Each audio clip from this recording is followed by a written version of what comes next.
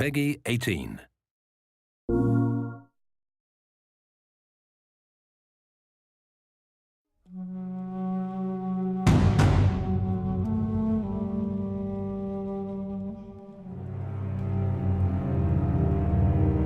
Don't make a sound.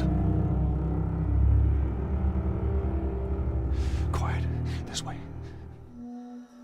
We went through quite a process trying to figure out what the infected were going to be. A very big directive from the very beginning was they're not zombies. The early inception for it really came from a BBC video we saw called Planet Earth, where they were talking about a cordyceps fungus. As soon as we saw it, we were intrigued by the idea of what if it jumped to humans? In what interesting ways would it take over a human body and then force it to spread that infection? And we figured that the real evil in the game is the fungus. It's not the people. We want to see what kind of choices a human makes under that kind of pressure. There, see him?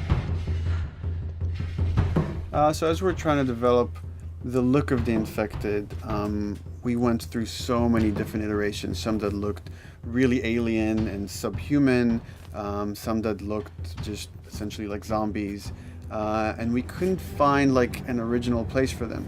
But one of our concept artists took a bunch of images of diseases or images of fungal overgrowth, and he kind of mashed it all together and he threw it on this person. It was definitely very challenging to try to convert that 2D concept into 3D, getting kind of the feeling right from all different angles. This isn't some decaying corpse on the ground. This is a living thing that's going to be coming after you in the world. And it seemed so creepy and so unique that right away we gravitated towards it, and it's like, this is our base infected. Everything should kind of come out of this look. They use a form of echolocation to track down their enemies. Just like bats, or even some blind people can see by making a clicking sound. They're like, oh, what if they make this sound and now they can see in the dark? A sound that on its own wouldn't be very scary. And then to associate it with something that people in this world are very fearful of, so that as you're exploring an environment, all of a sudden you hear this click and you're seeing everybody just get frightened, just everybody duck, everybody hushes.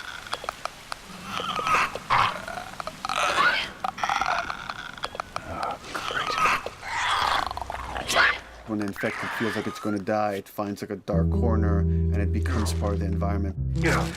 The fungus grows out of there, and if the fungus lingers there long enough, then spores will come out, and if people can breathe those spores, they become infected as well. Pretty much everyone in this world has had one of their loved ones at least become the infected, so they lost someone this way. It's a pretty brutal fate if you know, you're headed down that path. You've got some hard decisions to make.